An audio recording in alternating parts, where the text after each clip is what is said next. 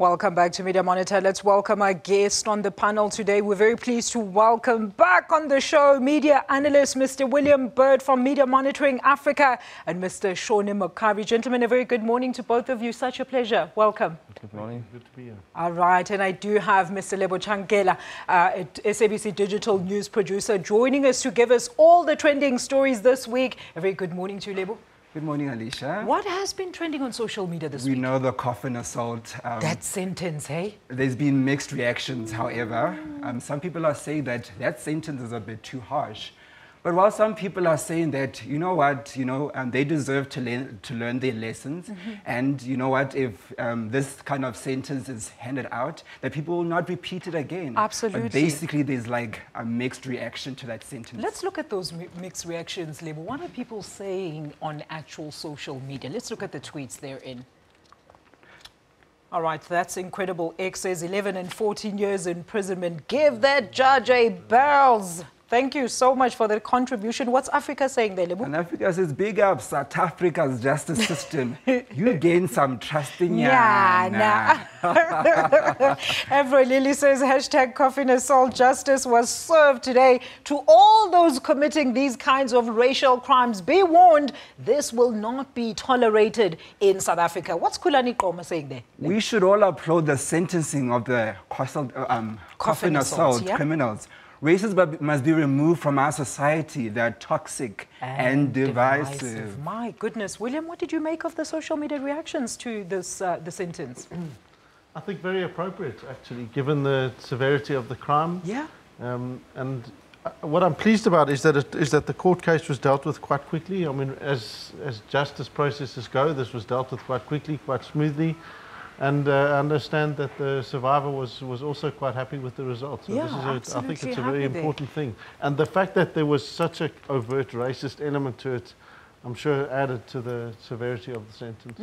Shawnee, what did you make of the developments? Well, I feel the same. I mean, we come from a society where racism was entrenched in society through law and through state action. So I think we need severe action like this to be able to make people realize that actually we need to normalize this society, and racism cannot be tolerated, either committed by black people or by white people. You know, the judge actually emphatically announcing right there in court during the sentencing procedures that the defendants cannot even appeal their sentence or conviction. Let's look at the next big hashtag there, Lebo. What's happening on social media? Well, the midterm budget, we asked people, what do you make of the midterm budget 27 delivered by Finance Minister Malusi Gigaba?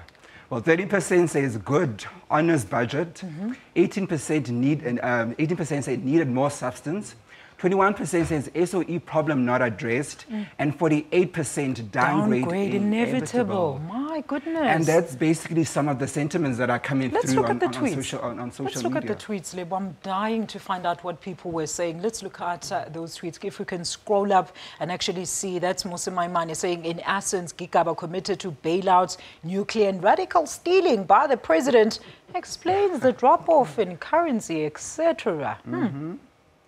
And as it unlocks, says Gigaba has disposed all the government telecom shares in order to bail out SAA. Reactionary thinking by government is pathetic. Our HAP News says we further welcome the continued commitment to expanding access to life-saving ARVs with plans to enroll a further 400,000 patients. Hashtag the midterm budget speech. Gentlemen, your quick reviews. Let's start with you, Shawnee. I mean, mixed reviews. A lot of people are saying, well, he was honest. A lot of people are saying, yeah, well, he didn't mention the important things. We're still going to discuss this a little bit further. What were your reactions to the social media side of the budget speech? Well, the analysis pretty much reflects my view. It sums up everything, as well. He did a good job in telling us what we already know, which is what the problems are, but very little in what we're going to do about it, or concrete long-term solutions. I mean, selling off good state assets to fund the bad ones is not a good idea.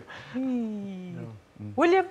Yeah, deepening economic crisis. It looks like it's all bad news all the way in from here, which is not very good, and certainly doesn't all go well for December.